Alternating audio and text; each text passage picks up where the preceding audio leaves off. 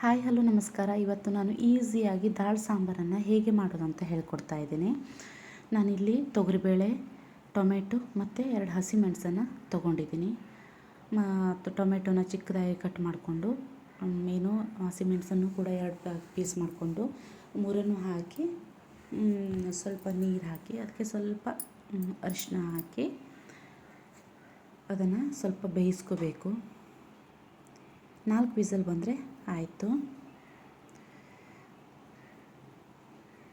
ಈಗ 4 ವಿಸಲ್ ಬಂದು ತೆಗೆದು ಓಪನ್ ಮಾಡ್ತಾಯಿದ್ದೀನಿ ನಾನು. ಆರಿದೆ ಇದು ನೋಡಿ, ಬೆಂದಿದೆ ಇದು. ಈಗ ಸ್ವಲ್ಪ ಸೌಟಲ್ಲಿ ಮಾಡಿಕೊಂಡ್ರೆ ಚೆನ್ನಾಗಿ ಸ್ಮ್ಯಾಶ್ ಆಗುತ್ತೆ ಅದು.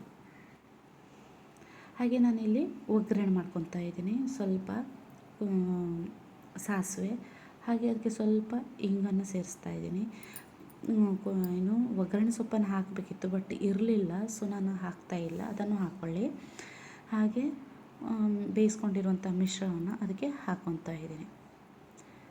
ಹಾಕ್ಕೊಂಡು ಅದಕ್ಕೆ ನಮಗೆ ಎಷ್ಟು ನೀರು ಬೇಕೋ ಅಷ್ಟು ನೀರನ್ನು ಹಾಕ್ಕೊಳ್ಬೇಕು. ತೆಳ್ಳಗಾದರೆ ಚೆನ್ನಾಗಾಗತ್ತೆ.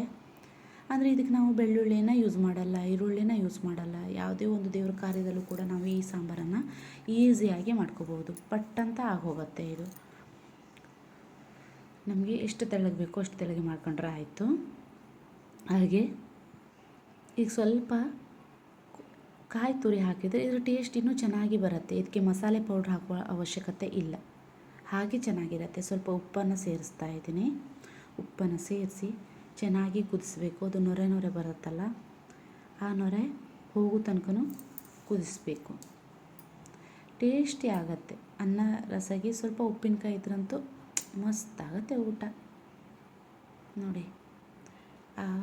ಇದೆಲ್ಲ ನೊರೆ ನೊರೆ ಬಂದದಲ್ಲ, ಅದೆಲ್ಲ ಹೋಗೋ ತನಕ ನಾವು ಕುದಿಸ್ಬೇಕು.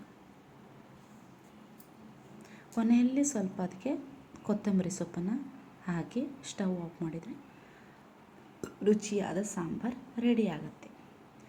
Thank you. ನನ್ನ ಚಾನಲನ್ನು ಸಬ್ಸ್ಕ್ರೈಬ್ ಮಾಡ್ಕೊಳ್ಳಿ, ಪ್ಲೀಸ್ ಲೈಕ್ ಮಾಡಿ.